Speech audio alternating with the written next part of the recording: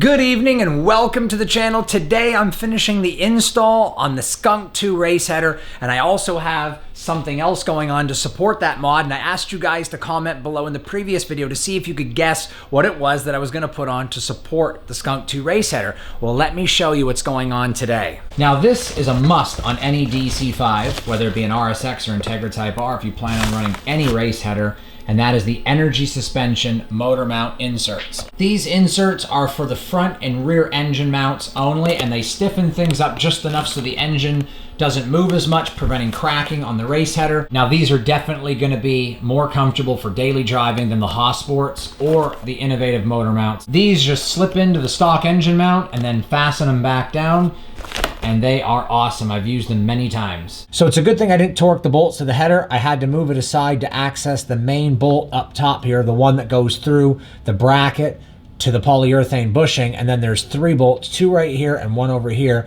and allows the polyurethane bushing to come out the back of the engine mount. So I'm gonna remove that right now.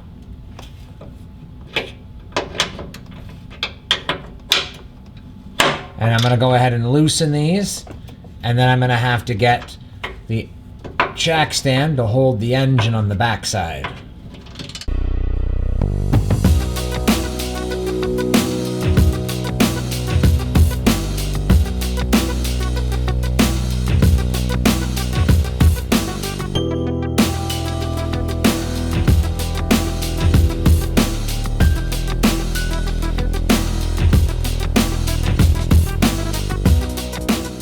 So I got the engine mount loose, all the bolts are out. It'll just slide to the rear of the car like this, and it just comes right out. I guess I'm in good shape as this engine mount is not ripped or torn, and there's no rubber on here that looks like it's corroded. So it just slides right out of the rear, very easy with the header out of the way. So this wasn't hard at all. As long as you have a jack to support the engine, you can get the engine mount right out, no problem at all. The energy suspension motor mount inserts are now installed. They're gonna be a little bit looser on the edge, but once I slide it in, it'll compress inside the bracket. You can see it'll just compress like that. So be sure to follow the instructions if you're installing these on your RSX or Integra. If you see right here, the one that looks identical to this is for the front mount. There's 2 of them. They go on each side. And then the other one has like a U shape, and those are the ones for the rear that I just installed. It's gonna be really tough to get this in as it's much thicker with the inserts.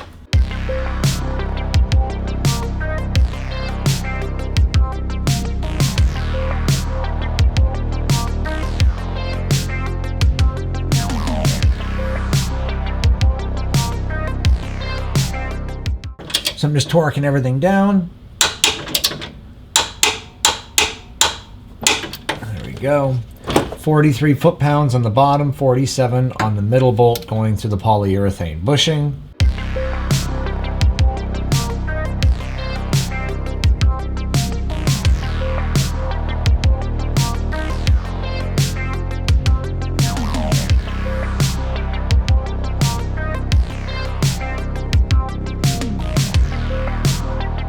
So you can see I got the mount installed. This is the bolt right here that's 47 foot-pounds. The ones in the bottom are 43. You don't have to touch these. Pain in the butt to get that in there, but it's definitely gonna help with wheel hop and protecting the header from breaking or cracking on hard launches. So this one's gonna be a little easier. 1 bolt in the bottom and 1 up here on the top.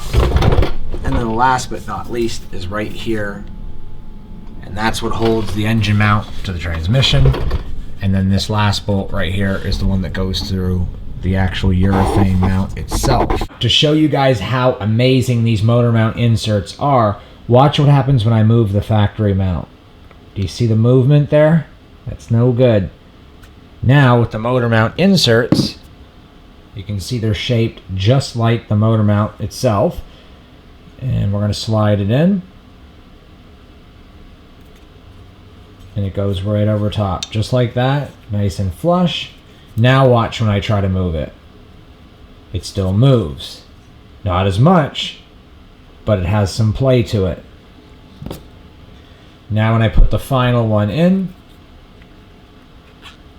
slide it in there. Now look at that. Now watch what happens when I try to move it now. there's no movement at all. So this tightens everything up nicely, especially if you have a race header. And I definitely recommend it. So I finished installing the engine mount inserts. Now I'm gonna go ahead and get the header lined up. Just gonna bolt it down lightly so I can get the cat back connected. Once that's done, I'm gonna torque everything to spec. Then I gotta get the oil filter back on, fire it up, let the engine warm up. Then I'm gonna do an oil change. However, I'm not gonna put the old used filter back on. I bought a spare Honda one that I'm gonna fill with oil, get it installed. I don't want to put the old and disgusting oil back in the car. I'm just going to use a new filter. Then after that, I'm going to do the oil change. But after that, it's time to go for a drive, and I think it's going to sound amazing.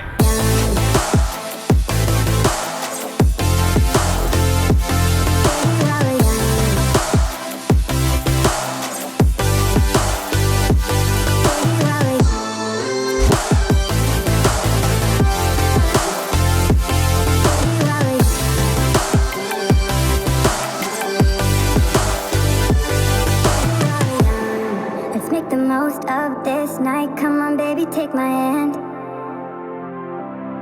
and we don't need to do the things we don't want to do.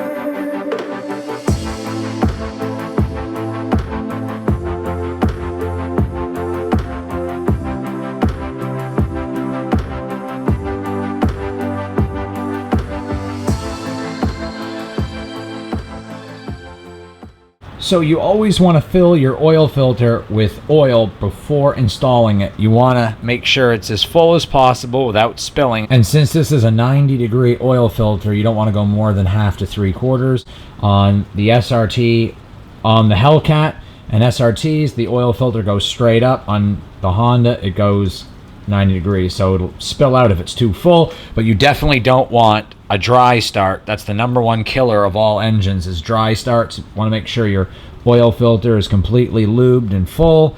This way, when you fill it with oil and you start it, it's not going to give you a complete dry start, which is absolutely horrendous on the engine. I just finished up with the oil change. It's complete. Now I'm going to start it up, let it run for a few minutes, get to operating temperature. Then I'm going to check, make sure there's no leaks. Then I'm going to lower it, top off the fluids, and then it's time to go for a drive. So AMSOIL is one of the best oils you can use. I like Redline or AMSOIL. I've used Royal Purple in the past, but Royal Purple is not a full synthetic. The only full synthetic oil they have is the XPR. But AMSOIL is the best in my opinion, and the only one that can even come close is Redline. But I do prefer AMSOIL for engine oil, and I prefer Redline for transmission fluid. Their D4 and D6 automatic transmission fluids are the best in the business. I absolutely love them. But AMSOIL for engine oil, it's my absolute favorite. The only reason I don't run it in the Hellcat and the Durango SRT is in those engines, they use Pennzoil Ultra Platinum 0W40, and that's what comes recommended from the factory. So on those vehicles, I use factory only, but on everything else, AMSOIL is the best in my opinion.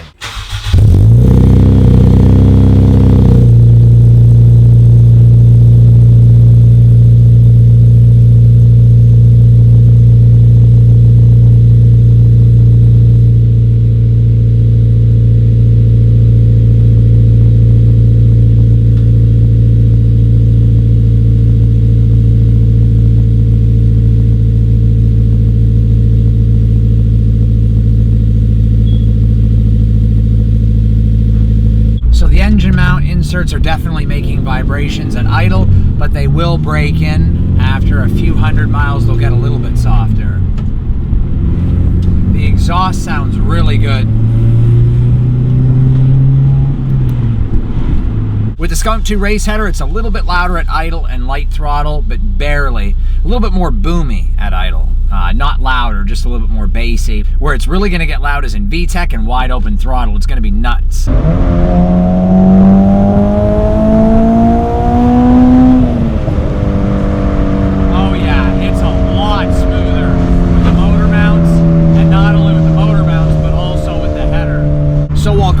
Skunk2 header, it's only a tad bit louder than the Integra Type R factory header.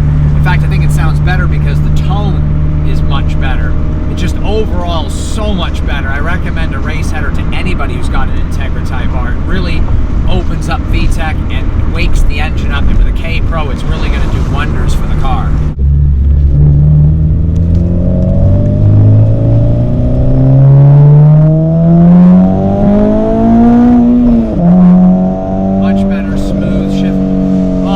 Much better shifting with those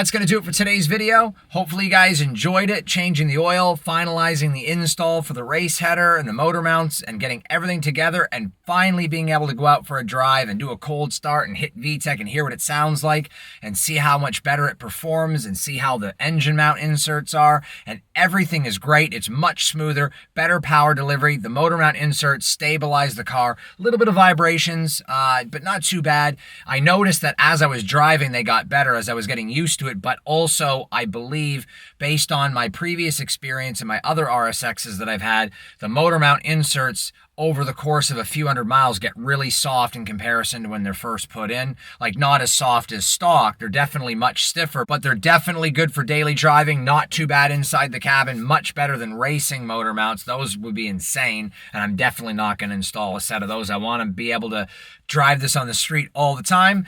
But hopefully you guys enjoyed this video. I definitely recommend a race header and an exhaust if you have a Type R Integra or an RSX Type S. So much better than the Integra Type R header or stock. It's just great. Going down the road, hitting VTEC, so much smoother, and I feel the power gains already with the header. The butt dyno definitely approves. It pulls stronger and smoother, and that's what you want. Smooth power band, and I would say it's a lot smoother than it was with the stock Integra Type R header. Don't forget, guys, support the channel at drivewaydemons.com. Got to hit 100,000 subscribers. Share the channel. So many videos, installs, car reviews, car meets, cars and coffee, and all kinds of stuff. I want to bring lots more ownership content. I want to get more cars for the channel, so share it. Got to get 100,000 subscribers. We can do it, guys. We're doing great. If you're new to the channel, go ahead and subscribe. Give this video a thumbs up, comment below. If you're a returning subscriber, thank you so much for watching all my videos, and leave a comment below on what do you guys think of today's video and how it sounds with the race header. Does it sound better than it did with the stock Integra Type R header? But until the next video, I'm Corey with Driveway Demons. Remember, have fun and be safe.